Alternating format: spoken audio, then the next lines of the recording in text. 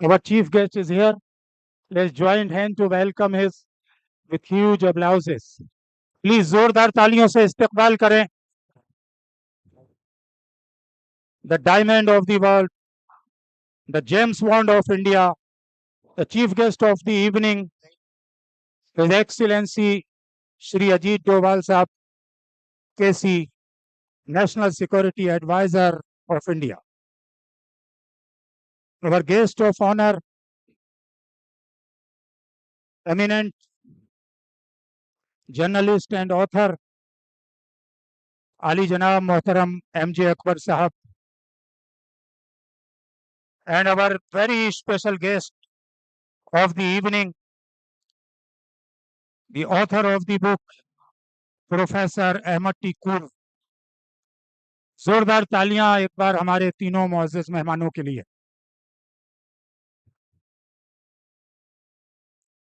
मैं खुसरो फाउंडेशन के डायरेक्टर मोहतरम सिराजुद्दीन कुरैशी साहब से गुजारिश करूंगा कि आप तशरीफ लाएं और एक बुके पेश करके chief guest his excellency Shri Ajit Doval sir का इस्तकबाल करें.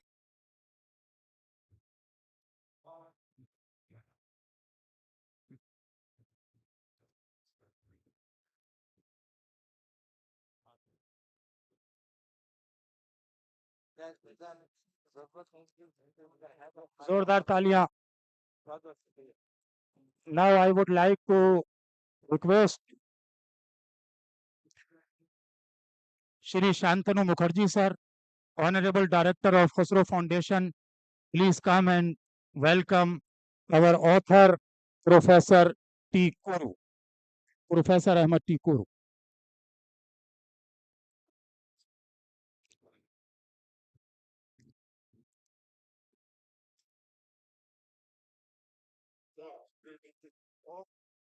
हमारे डायरेक्टर मौजूद नहीं है, उनके बिहाफ पर मैं गेस्ट ऑफ ऑनर की खिदमत में एक गुलदस्ता पेश करता हूं मोहतरम एमजे अकबर साहब की खिदमत.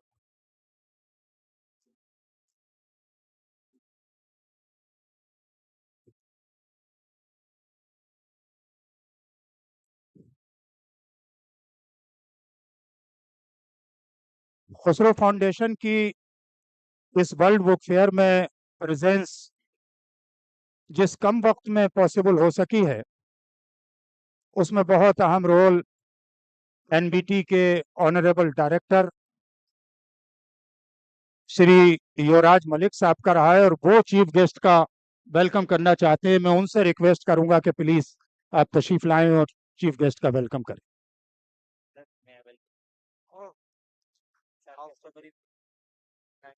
जोरदार तालियां.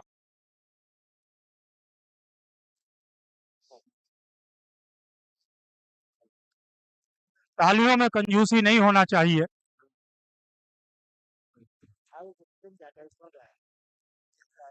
हिंदुस्तान की और दुनिया की वो अजीम शख्सियत हमारी आज मेहमान खुसूसी है, जिसके लिए किसी शायर ने कहा है कि मस्सहल हमें जानो फिरता है फलक बरसों, तब खाक के पर्दे से इंसान निकलता है.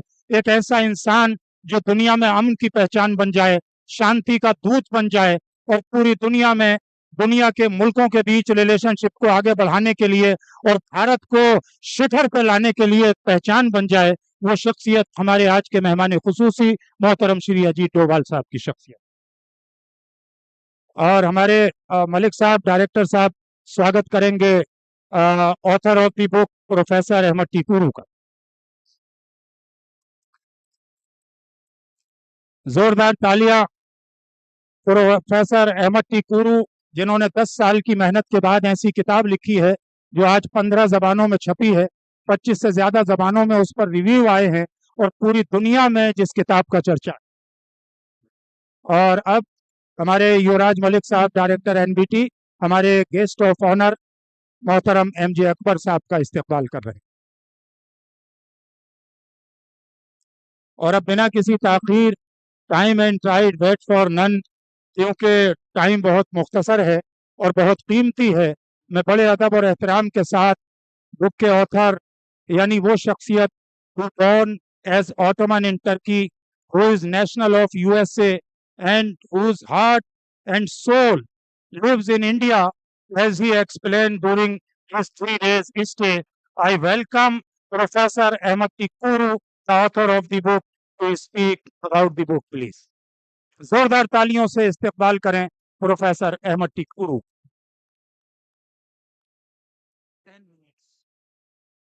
Thank you, Dr. Rahman, for organizing the event.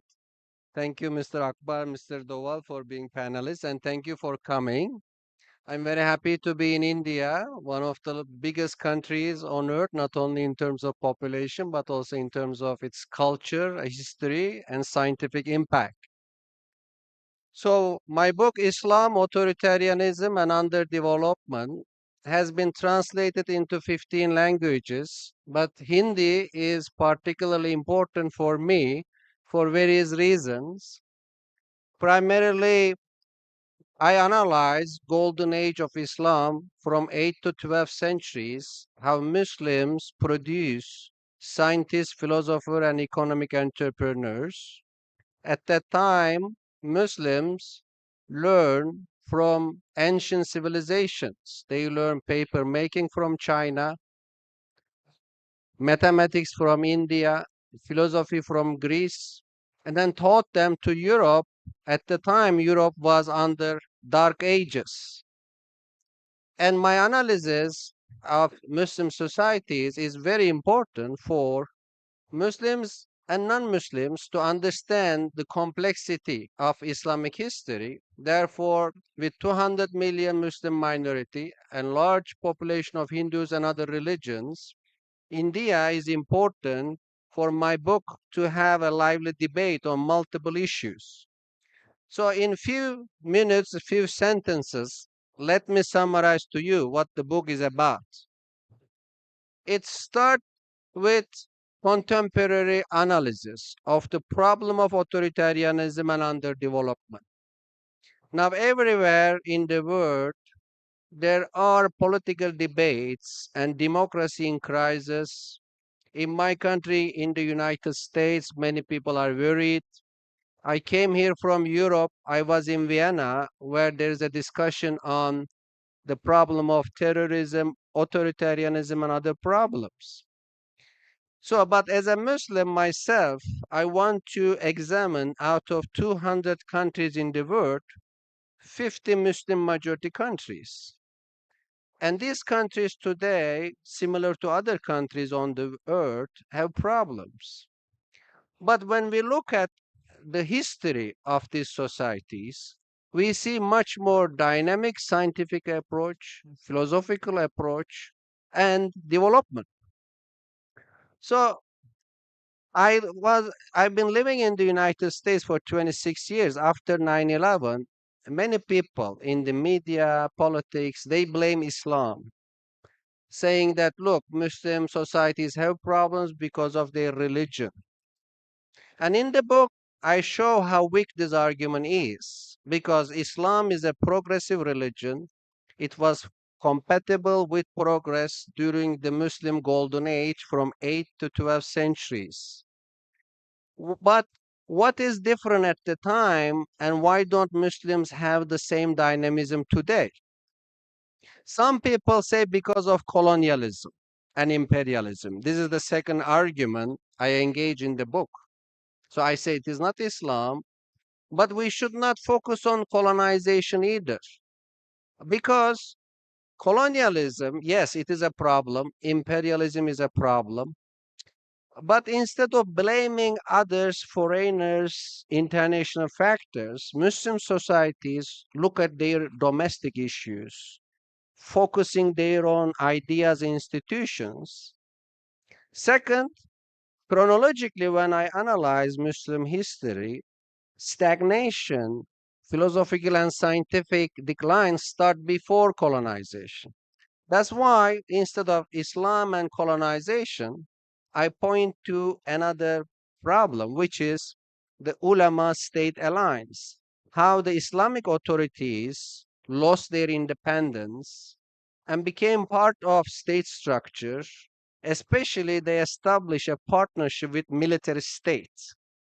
Until the 11th, 12th centuries in the Muslim world, there was a separation between religious authorities, political authorities, economic entrepreneurs, and scholars of philosophy.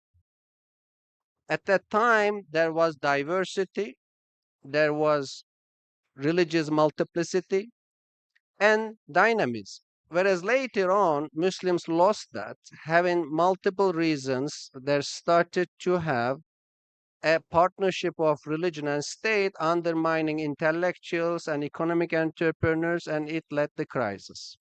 So, is this analysis only about Muslim countries? No, it is also about Europe. So Europe from the 5th century to 11th, 12th centuries were very underdeveloped region. They had the Catholic Church and state alliance, no bourgeoisie, no philosophy. Europe did not have a city like Baghdad or a philosopher like Ibn Sina. But after the 11th, 12th centuries, Europeans started to have separation between religion and state, open universities, having merchant class with economic entrepreneurship in Italy, Netherlands, and then you have the rise of Europe. When we look at today, in the United States now, Donald Trump and Elon Musk and other big corporations coming together, which is a problem because my analysis says state and corporations should be separate. If they come together, it leads to corruption and decline of telling you many things. It says how important the early Islamic scholarship is. Let me tell you some anecdotes. So I have a Turkish origin with Hanefi, and I heard that many Muslims in India are Hanefi too. Abu Hanifa was the founder of Hanefi school. He was a silk merchant. Rather than paying by the state, he was an independent, economic, resourceful person. When the Abbasi Caliph in the 8th century invited Abu Hanifa to serve the state as a judge, qadi, Abu Hanifa said no. And the Abbasi Caliph said, you have to give me a reason. Then Abu Hanifa said, I am not qualified as an excuse. The Abbasi Caliph, the king of the time, was angry. You are a liar. You are the most qualified. Then Abu Hanifa say, a liar can never be a judge. Then the angry ruler put him in prison and he was poisoned to death. So this show how Muslims in their early history have leaders like Abu Hanifa who appreciate the autonomy and independence of scholarship rather than politics. Today, unfortunately, we have the problem of political Islam, who even go beyond the classical ulama state alliance in many countries who want to establish Islamist project from Taliban to Saudi Arabia, from Iran to other countries, combining religion and politics, which didn't work. Now Iran is in crisis, Saudi Arabia tried to reform itself. What is the solution? My suggestion to Muslim societies is that the solution is democracy, solution both for Muslim majorities and minorities to accept citizenship, to accept that every citizen, regardless of their religion, are equal. So therefore, in Malaysia, in Pakistan, in Egypt, Christians, Hindus, Chinese, Taoists, everyone should be given equal rights. Similarly, Muslim minorities, I am a minority in the United States as a Turkish American Muslim minority in America. I want my state treat me as an equal citizen, but I have duties and responsibilities as a citizen to help the society, contribute society. Rather than politicizing my religion, I play a positive role as a citizen of the country. So let me conclude saying that my proposal is about secular state, democracy, citizenship. But when I said that, people said in Tokyo, there was a scholar said, you came here to bring American project. And I told him, so what is the American project? Democratization of the Muslim society is an American project. And I say, I wish there was such a project, but United States never had the project of democratization. And my proposal is not a Western agenda of an American project. Instead, I'm trying to show Muslim readers and non-Muslim leaders that when Muslims were successful from 8th to 12th centuries, it was a time of coexistence, open-mindedness, being accepting diversity. Therefore, if Muslim societies, minority Muslim, majority Muslims, want to engage in democracy, progress, science, it is not westernization, it is not American European agenda, but it is their history. And Muslim history is full of inspiration for a progressive future, for the young people especially, to get modeled. That's what the book tried to emphasize. Thanks for listening, and I'll be happy if there will be a question later on. Thank you. Thank you so much, Professor Ahmet Kuru. Now we are going to unveil the book. In front of you, I would like to request Honorable Chief Guest, Guest of Honor, and the author, please release the book.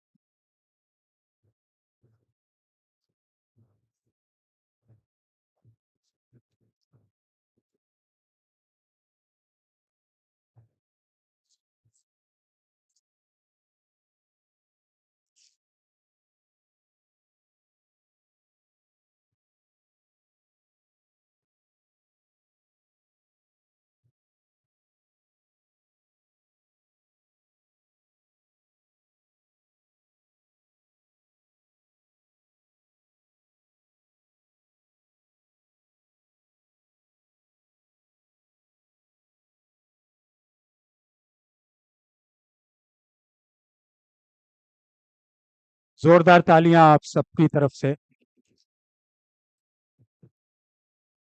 किताबों का analysis करने वाले मानते हैं कि 1 लाख किताबें अगर लिखी जाती हैं तो उनमें कोई एक किताब ऐसी होती है जिसे लोग खरीद के पढ़ते हैं। लेकिन इस किताब को पढ़ने के बाद मैं ये दावे से कह सकता हूँ कि ये उन बुक्स में से है कम से कम कि 1 करोड़ किताबों के अंदर से अगर एक किताब चुनी जाए तो वो इस वक्त प्रोफेसर अहमद टी कुरू की किताब ज़रूर होगी, जिसे लोग रिसर्चर पढ़ना चाहते हैं, स्कॉलर्स पढ़ना चाहते हैं, इंटेलेक्चुअल्स पढ़ना चाहते हैं, पॉलिटिकल साइंसेस के लोग पढ़ना चाहते हैं, इस्लामिक हिस्ट्री के स्कॉलर्स पढ़ना चाहते हैं, और इस्लाम और डेमोक्रेसी, स्टेट एंड सोसाइटी, इस सब को जो लोग जानना चाहते हैं डीपली, वो इस किताब को पढ़ना चाहते हैं। एंड खुसरो फाउंडेशन जितना भी फ़ख्र करे, वी आर फीलिंग प्राउड कि हमने इसको हिंदी ज़बान में ट्रांसलेट किया, और प्रोफेसर कुरू का कहना था कि हमने उसे इतना खूबसूरत छापा है कि इतना जो ओरिजिनल कैम्ब्रिज यूनिवर्सिटी प्रेस ने जो इंग्लिश में ये किताब छापी है उससे भी ज़्यादा खूबसूरती के साथ हमने इसको छापा है, जिसको ट्रांसलेट JNU से अरबिक में PhD डॉक्टर मुबश्शिर आलम साहब ने किया है, और इसके हमारे प्रिंटर और डिज़ाइनर फैज साहब हैं। और खुसरो फाउंडेशन ने अभी तक जो भी किताबें पब्लिश की हैं उसमें आधे से ज़्यादा किताबें, हमने जो 30 किताबें इंक्लूडिंग ट्रांसलेशन छापी हैं, हमारी ऐसी किताबें हैं जिन्होंने फेक नरेटिव को चैलेंज करने के बाद एक नई तारीख लिखी है। जिहाद के 100 साल में पॉलिटिकल परसेप्शन जो चल रहा था, हमने अंडरस्टैंडिंग जिहाद, तफहीम जिहाद के ज़रिए उस रेडिकल नरेटिव को चैलेंज किया है। हमने ग़ज़वा हिंद के फेक नरेटिव को एक्सपोज किया है। हमने दारा शिकोह की लाइफ और वर्क को सामने लाए हैं। हम concept of justice in world religion लाने के बाद दुनिया के तमाम मज़ाहिब की जो ब्यूटी है उसको हम सामने लाए हैं। हम बच्चों के फ्यूचर को आपस में जोड़ने वाली और इंसानियत को, नेशनलिज्म को, पैट्रियोटिज्म को और ह्यूमैनिटी को आगे बढ़ाने वाली बच्चों की कहानियों पर आधारित एक किताब, हिंदी में सारा संसार एक परिवार, वसुदेवा कुटुंबकम, अल खल्क़ व अयालुल्लाह, और उर्दू में सारा जहान एक खानदान के नाम से हम बच्चों के लिए लेकर आए हैं। हम मुस्लिम women a manifesto for change, जो चैलेंजेस हैं मुस्लिम वीमेन के सामने, कश्मीरी ऑथर हमारे डॉक्टर मोहम्मद मारूफ शाह की लिखी हुई अंग्रेजी ज़बान में लेकर आए हैं। और हम आप सबसे ये रिक्वेस्ट करेंगे कि यहाँ से जाने से पहले हॉल नंबर 23 में R58 जो खुसरो फाउंडेशन का स्टॉल है, क्योंकि we are first time in any world book fair और दी एग्जीबिशन, वहां पर जाएं। और हमने किताबों की कीमत भी इतनी कम रखी है तो जितनी उस पर छपने की कॉस्ट आती है उतनी या उससे कम ही हम कीमत रखते हैं। इसके बावजूद हम स्कॉलर्स को एक अच्छा डिस्काउंट भी देते हैं। तो हमारे लिए खुसरो फाउंडेशन से मोहब्बत करने के लिए ये काफी होगा कि यहाँ से जाने से पहले आप खुद ऑथर के सिग्नेचर करा के इस किताब को भी लेकर जाएं और दूसरी किताबों को भी लेकर जाएं। अब मैं बड़े अदब और एहतराम के साथ एक ऐसी शख्सियत कि जिसने जिस मौजू को छुआ है उस मौजू को तारीख बना दिया है, चाहे वो अखबार में लिखें या किताब में लिखें, अंग्रेजी में गुफ्तगू करें या उर्दू में गुफ्तगू करें, तारीख पे गुफ्तगू करें या सहाफत पे गुफ्तगू करें, अपने आप में तारीख बनते हैं। हमारे गेस्ट ऑफ ऑनर मोहतरम MJ अकबर साहब से गुजारिश कर रहा हूँ कि शेर के साथ कि खुदा के वास्ते मोहरे सुकूत तोड़ भी दे, तमाम शहर तेरी गुफ्तगू का प्यासा है। जोरदार तालियों से स्वागत करें please.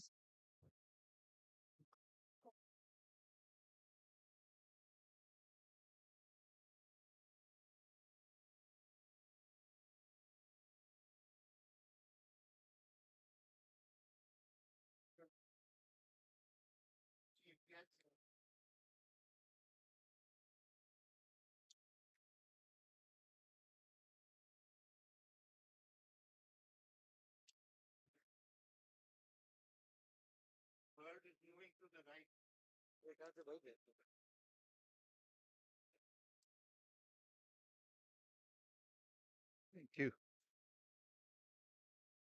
I said our most honorable, charismatic, but for me, the most affectionate chief guest,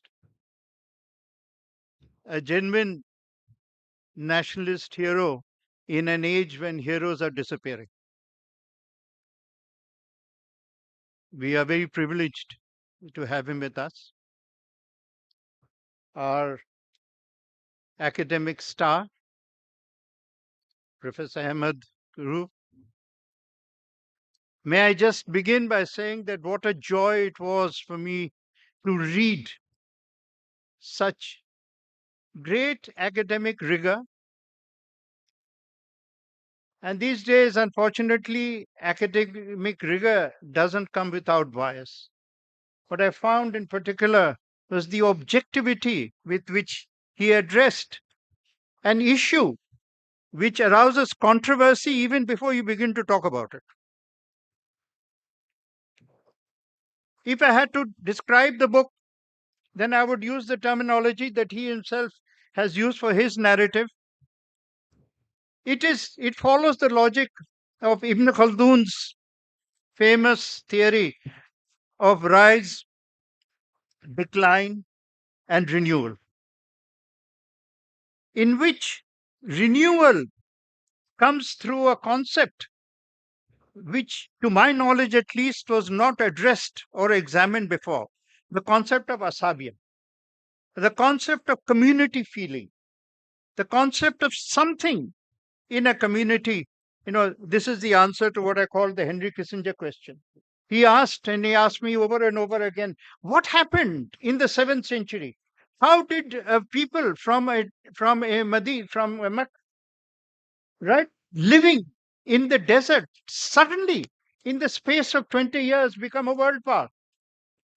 The answer, because Mr. Kissinger had not clearly read Ibn Khaldun, the answer was the sudden rise of Asabiya.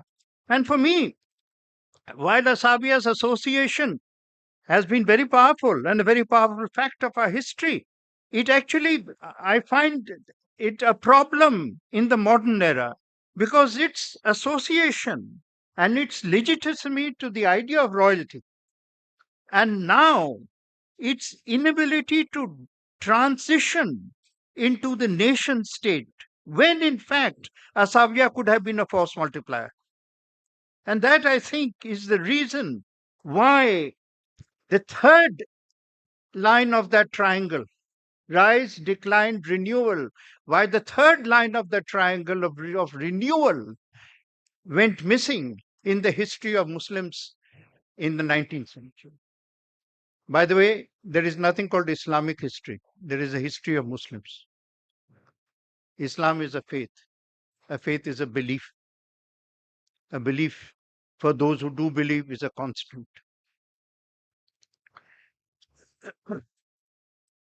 He mentioned just now in his own remarks that the larger point, I think, is that the codification of Islam was not something that was immediate. It took 200 years for the codification to start, even by the creation of the laws, which you have mentioned, the great lawgivers, and indeed, including the Hadith, which became the basis of much of law as it was practiced. Now, you mentioned the question of one of our four great lawgivers, Abu Hanifa, Malik, Shafi, Ibn Hanbal. But all of them refused the patronage of the state, not just one. All of them. And all of them, now these are the five pillars of Islam as it is, translated into political doctrine or into social doctrine. All of them went to prison. But the important point is that because they challenged the state, because they went to prison, centuries later, they still have credibility. Today, patronage has become piety. And that is the tragedy of our times, where even our ulama believe that they cannot survive without patronage. It's difficult for them to believe that the patronage of God is enough. I wish, Professor Ahmed, that I had seen more than I saw of Nizamul Mulk. Because Nizamul Mulk's book on governance should remain one of the, not only the great classics for Muslim societies, but one of the classics for all societies. Very often, he introduced also elements of Sufism into his thinking, into his governance.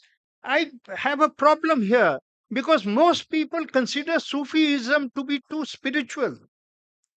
They think Sufism is music, which it all is. Of course it is. But Sufism works because it is practical. Sufism works because it teaches you and me how to share the relationship of which is beneficial, which is not hostile. And it is the practical element of Sufism which really is triumphs over what you call Deen-wa Dawla, which is the relationship of religion and the state. This relationship of state and religion is troublesome as always. But why did royalty in all religions, not just in Islam, in all religions, why did feudalism need religion? Because feudalism did not have legitimacy or credibility with the people. It is not a system born of the people. So, in order to sell themselves to the people, they used God. Don't mention it too loudly, but the King of England is still the head of the church. That hasn't changed. So, one of the reasons why the Quran has so much of doctrine of governance and practical problems of governance inside it is because the Prophet was not only a messenger, and he was a messenger only for brief spells in his life. Only for those brief spells when he received the message. The rest of the time, he was just the best of men, but human. And it is his ideas of governance and the nature of war which leads to some of the most controversial verses in the Quran. Because he has to deal with the state. There are no comparisons, and please don't take me amiss, but I can't resist saying that if Jesus, for example, had become the king of the Jews, as many of his apostles wanted him to be, then Jesus would also have to lay a doctrine for the state. He couldn't have been just the prophet of the Sermon on the Mount. Now, to get to the mundane, please, from prophets to the mundane, which is very often when we look at the mundane, we have to look at people who are, and Gandhi gave us the whole doctrine of non-violence, which again, in 1918, two people emerged in the world. One was Lenin, one was Gandhi. And both of them dreamt of changing the world. They produced two models. In the end, Lenin's model collapsed with the Soviet Union. Gandhi's model still survives. But Gandhi, the father of non-violence, when he was there sitting, giving prayer meetings, when the invasion of Kashmir took place, British journalists, having lost the empire, they hadn't yet lost their voice. So they went and asked him, now, Mahatma, what do you do about non-violence? He said, non-violence was a movement to defeat you. It is not an element of statecraft. So I support the use of state and army in order to protect the people. There is a lot of mention of Sayyid Qutb. I don't want to get into that, but I just want to remind anyone who thinks of him that Islam existed for 13 centuries before Sayyid Qutb. Democracy, another great issue taken up in the book. Analysis is very simple. Very simple. When we think that, and here I may offer a little disagreement with you, that when I look at democracy, I don't look at geography. I'd look at demography. How many people among the Muslim communities enjoyed democracy? The Indonesians do, Indian Muslims do. That is one of our greatest, makes us so significantly different. 500 million people, Muslims of the world, are enjoying free, unfettered democracy, freedom as understood by any template. The Chinese, from Adam till today, are still waiting for democracy. Now, what does this tell us? That are states possible with and without democracy? All I'm saying is that this is something that requires more consideration as we develop. But I, being a completely fundamentalist Democrat, I agree with you completely. The democracy is the answer. But more than democracy, what we need today is a return of the knowledge society. In the book, you will find great descriptions of, and I'll give you only one example, which is the Abbasid, Khalif Aziz. He had a library of 1 million books. But that is not alone. There were book cities all over: Damashq, Aleppo, Basra, Nishapur, Rai, Tus, Balkh, Bukhara, Merv, all over. It succeeded not because you had a sword. These empires succeeded because they had the mind and they had knowledge. And here I am reminded of Al-Baruni's book on India. When he came with Mahmud of Ghazni. And then he stayed back for 3 years. He learned Sanskrit. And then he asks a question. He said, how come a people who have created, he looks at a well, just the well in which reservoirs in which, how come a people who understand physics, who can keep water clean, who can keep it nourished, who give life, how come they are defeated all the time on the battlefield? And he doesn't attribute it to martial arts. He attributes it to something which I think requires thinking.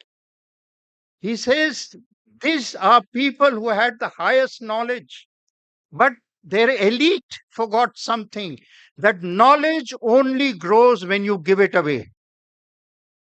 It's a fundamental fact of knowledge. And maybe at some point, we need to rediscover the decline of knowledge in Muslim societies, and that's where the decline begins, is the inability of Muslim societies to adapt and acquire printing. Amazing. Gutenberg introduces in the 15th century, and if you go to Topkapi, your country, you will find a plaque outside that the first printing press came in 1715. Why? Why for 2.5 centuries later? Because Muslim elites refused to democratize knowledge. That's why they refused to give away knowledge. Printing is the distribution of knowledge for the masses. And I tell you, that is the reason for the decline. And unless we reverse that, I tell you, in my view, sir, I'm trying very hard to hurry. I'll just quickly finish now. That the real problem with Muslim societies today is the inability to come to terms with modernity. That's the real problem. And this inability to come to terms with modernity is going to, if it is not addressed, it is going to. Feudalism is not the answer. Variations of feudalism is not the answer. And political modernity begins with the emergence of the age of the nation state after the collapse of the Ottoman Empire. And the inability to understand the nation state and what it requires is, I believe, the fundamental problem. I will end by raising a very important challenge to the book. Sir, while congratulations for everything, your book is either incomplete or it has not brought the subject to the modern era. Because you cannot have an understanding of authoritarianism, Islam, and underdevelopment without examining the story of Pakistan. Pakistan was the first state in history that was created for Islam. It was not created for Muslims. It was created for Islam. And you can see the fundamental weakness lay in the slogan for Pakistan. Islam khatre mein hai. Islam is in danger. That was the slogan that rode through and captured the Muslim mind, at least the middle class mind. I tell you, anyone who says that Islam is in danger is not a Muslim. Because if you are a believer, how can your faith be in danger? Muslims can be in danger, but Islam cannot be in danger. Islam was never in danger when there was only one Muslim in the world. How can it be in danger today? What right do you have to mislead the people with a false slogan and partition this country and create institutional, generational conflict into a society which has still not disappeared? Allah is Rabbul Alameen. Allah is not even Rabbul Muslimin. He's not only the Allah of just Muslims, he's the Rabb of the whole universe. You can't trap and imprison Allah into one nation state. Islam belongs to every Muslim. Pakistan doesn't belong to every Muslim. Jinnah, sir, was never a Muslim. Never a Muslim. I can recount you 10 things in order to justify it, but I'll just give you. He used to go abroad every year. Every year he would go, went abroad. He never once went for Hajj. Not once. He used to stop in Cairo all the time. It was a minor detour. And Jinnah took Pakistan away from the philosophy of Baya, of companionship, of faith through a handshake, and made it into the faith of Sijda, but not Sijda to God, Sijda to the British. He maybe understood freedom, but he never understood independence. That is why Pakistan is the most dependent country in the world today. Maybe, sir, in your next edition, you will examine this. Thank you.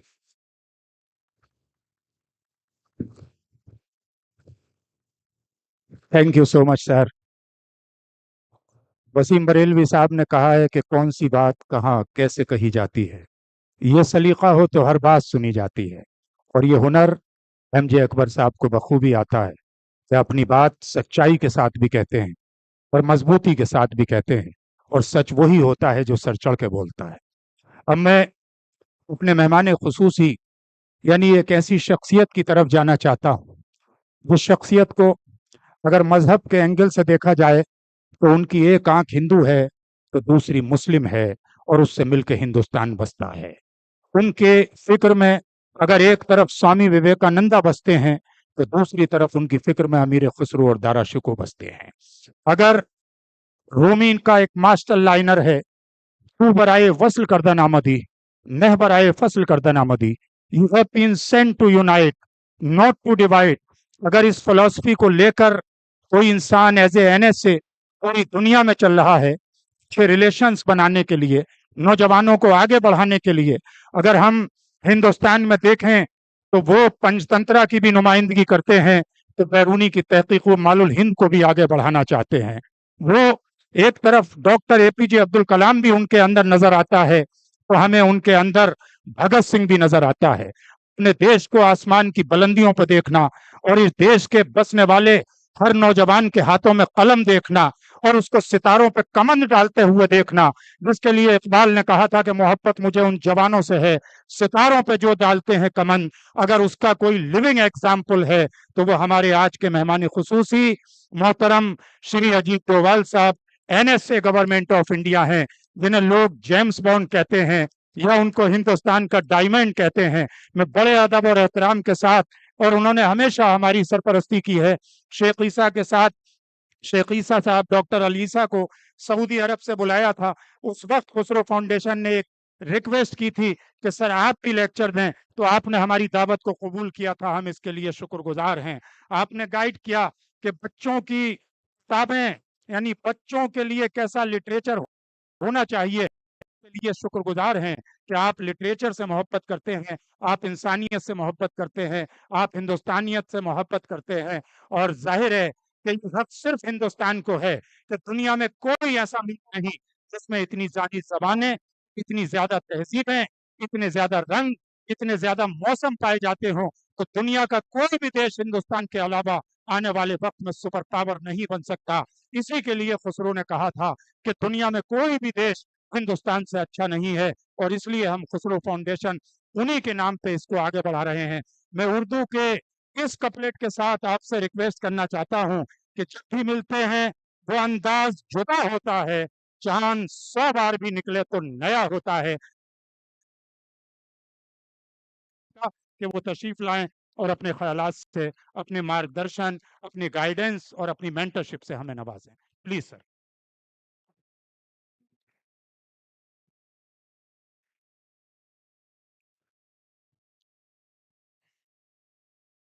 बहुत बहुत शुक्रिया हाफिजुर रहमान साहब.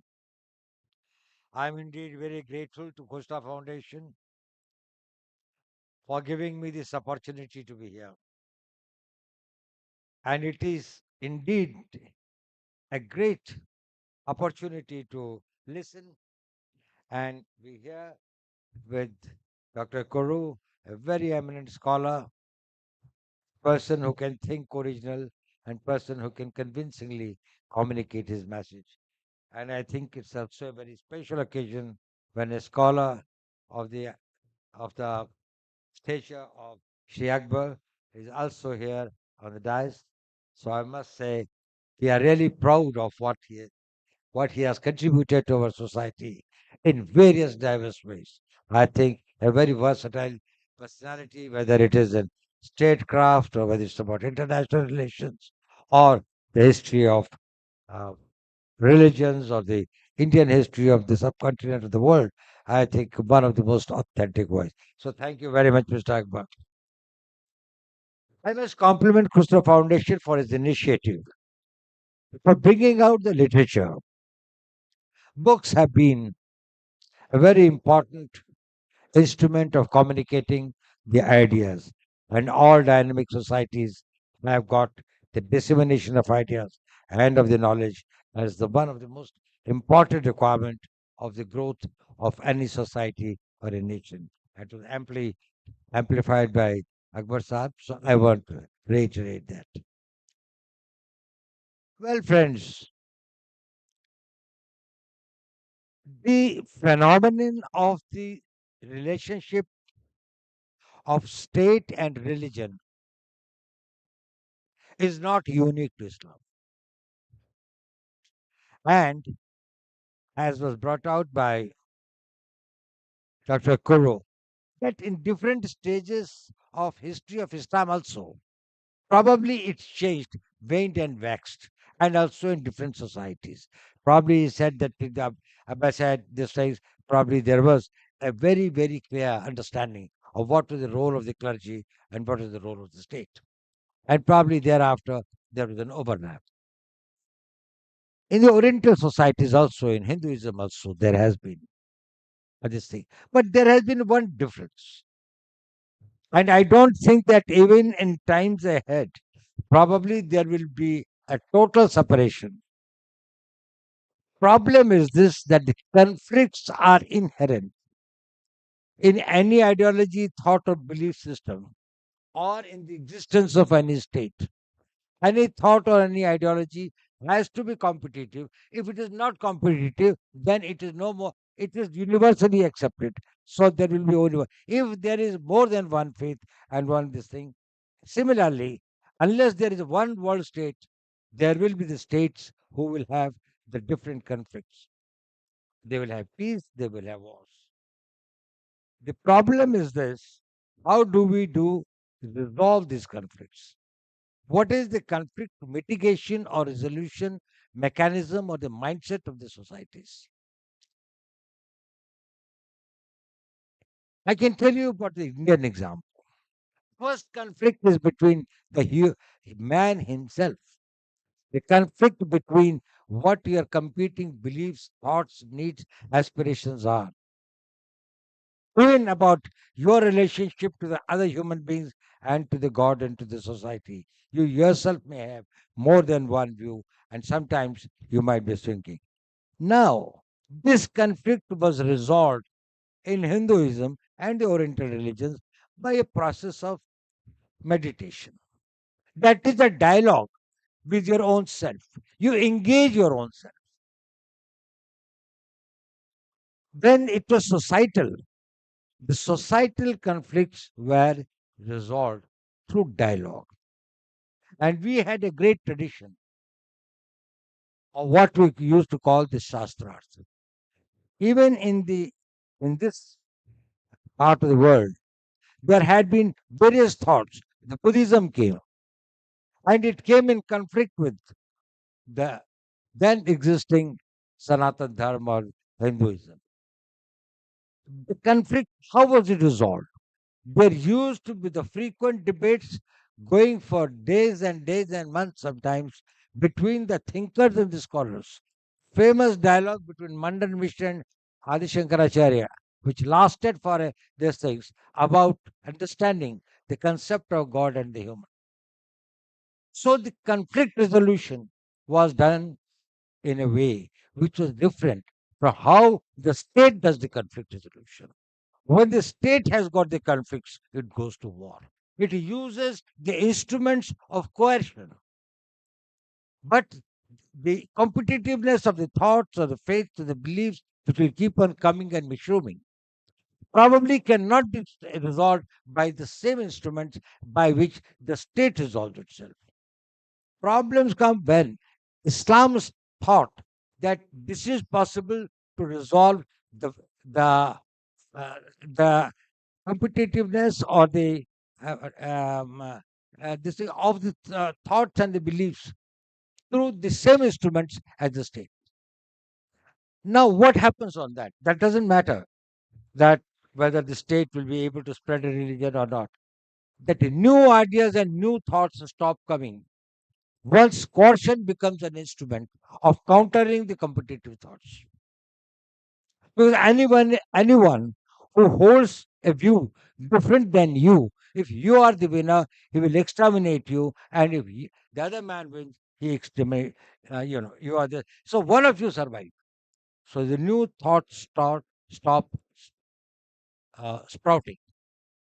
If you want any change, any progress, any this thing, and if you have to ponder over that, why is it that some societies become stagnant? Those societies which could not generate new thoughts, the new ideas, look at the out of box and look at the things fundamentally. Probably they got stagnated at a point of time. And there was a deliberate effort of the vested interest to maintain that the status quo in the thinking process. Akbar Sahib mentioned about the printing press. It's very interesting. Probably some of you might be knowing it.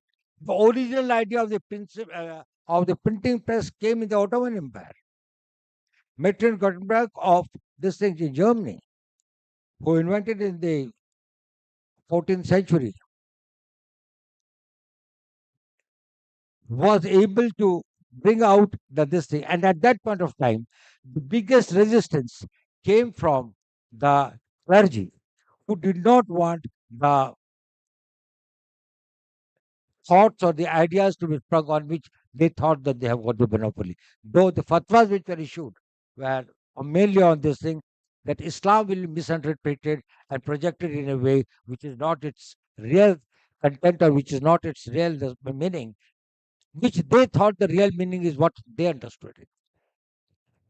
That put, when we say that we blame colonialism, we should understand one of the important instruments of colonialism was the printing press. That is the time for the 300 years by which the Islamic countries sort of decided to go for the printing and the concept of books. That 300 years gave them the monopolistic lead over the territories and the areas where they could spread and they could have this thing. The thoughts could not be disseminated. They could not be taken to the people. So the idea is this, that is whether it is justified, blame colonialism or the others for all that is wrong with us.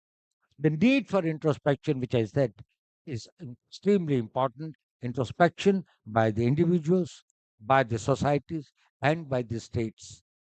Whether it is in the statecraft, whether it is in the societal relationships, or whether it is with the individual conduct and the thinking process. We should not allow our brains to be enslaved by the voices, by the prejudices, by this thing, which are derived by motives other than a very objective and a scientific examination of the reality. The world does not remain static. We have to evolve ourselves. Our thoughts have to evolve ourselves. At the same time, it does not mean that in any way it undermines your fidelity to your faith systems, which must be respected and which must be honored. There is no doubt about that. But to become stagnant and refusing to look at the new and emerging realities probably may not be the thing. It is in this context when we say underdevelopment or we talk about democracies and the others.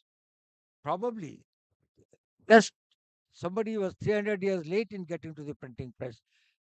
Some Islamic societies may be few centuries late in adopting to democracy and listening to the voice of the common man, the people. Probably that's an important that cannot be ignored. If it is not in this century, it may be the next century or maybe the next century. But when you lose the time, the transformation and the change and the progress, both the direction of change and the speed of change are important. If you do it too late, probably you always remain at the back. By the time that things have evolved to the new heights and in the new this thing, I must thank the Kusra Foundation for bringing out new thought-provoking ideas, trying to bring about how the society can evolve itself, improve itself, how every child who has got a who's going to live in this world for another 80 years or 90 years starts the life with new thinking, with broad horizons, with a broader spectrum awareness, and is able to contribute to his own good to the society and world. Thank you very much once again, Mr. Officer Rahman Saab, and my special thanks to Mr. Kuru, who has really brought out an excellent book. I've just glanced through some parts of it and seen some of his reviews. Actually, the thoughts that he has brought about are really very new to me. I would like to go through them in greater detail and the historical perspective by which he has been able to analyze that how in the Islamic society, while there is no single factor which is responsible for what is wrong.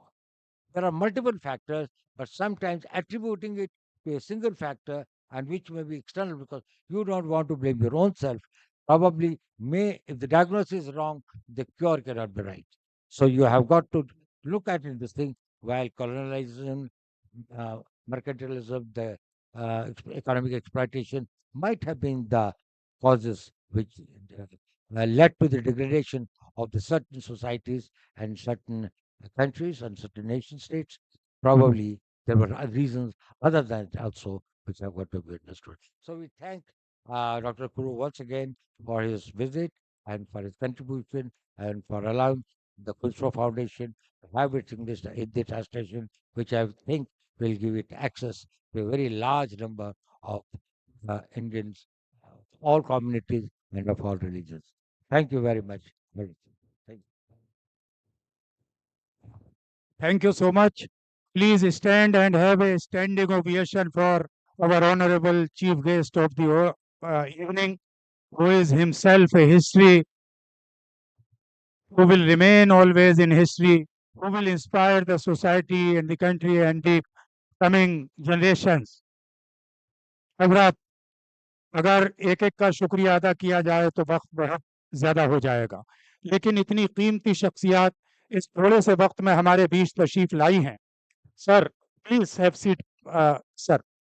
So I would like to thank all my distinguished guests, the author of the book, Professor Kuru, His Excellency, our Honorable Chief Guest, Shri Ajit Doval Sir, NSA Government of India, our Guest of Honor, मोहतरम MJ Akbar साहब, और हमारे सामने जितनी कीमती शख्सियात बैठी हुई हैं, former CEC government of India SY Qureshi sir, director NCPL doctor Shams Iqbal साहब, रजिस्ट्रार जामिया मिल्लिया इस्लामिया प्रोफेसर महताब आलम साहब, former commissioner retired IRS Syed Mahmood Akhtar साहब, एडवोकेट मोहम्मद इकराम साहब, हमारे डायरेक्टर खुसरो फाउंडेशन मोहतरम सिराजुद्दीन कुरैशी साहब, और हमारे डायरेक्टर गाइड मोहतरम Shantanu Mukherjee sir, honourable Shri Ramachandran sir, deputy NSA government of India, JNU से प्रोफेसर मुजीबुर रहमान साहब, सैयद तौकीर आलम साहब, vice president doctor Zakir Hussain foundation, Naqvi साहब, प्रोफेसर मोहसिन अली साहब, हमारे जो डॉक्टर मुबश्शिर आलम साहब हैं, रब्बानी साहब एक बहुत बड़े आलिम, कश्मीर से एक बहुत बड़े स्कॉलर जो अजहरी भी हैं, तौसीफ वानी साहब, कश्मीर से आर्मी कॉलेज की प्रिंसिपल मोहतरमा इला उपाध्याय साहिबा, Islamic scholar doctor Ruchika Arora, all the way from Bareilly professor Neetu Sharma, मोहतरमा Tahmina Rizvi, and also my little daughter and my beloved wife also here, Dr. Shujaat Ali Qadri साहब, आवाज दी वॉइस, जो 6 लैंग्वेजेस में आज पूरी दुनिया में उर्दू, हिंदी, अंग्रेजी, असमीज, मराठी और अरबिक के साथ चल रहा है, the first Arabic channel from India, और मैंने खुद जिससे अपने करियर की शुरुआत की थी उसके editor in chief mister Atir Khan साहब, और जितने भी हमारे मीडिया के दोस्त यहाँ पर हैं, मैं सबका दिल से वेलकम करता हूँ, खैर मकदम करता हूँ, स्वागत करता हूँ, धन्यवाद करता हूँ। और हमारे पास लफ्ज़ बहुत कम हैं। अभी आपके हाथ में एक ब्रोशर होगा और हम चाहेंगे कि जो बुक यहाँ पर रिलीज हुई है, जिसकी हार्ड बाउंड की प्राइस 650, नॉर्मल की 600 है, लेकिन आज इसकी लॉन्चिंग प्राइस सिर्फ 500 खुसरो फाउंडेशन की तरफ से है कि आप जाएं तो एक एक कॉपी अपने साथ ऑथर से साइन करा के लेके जाएं।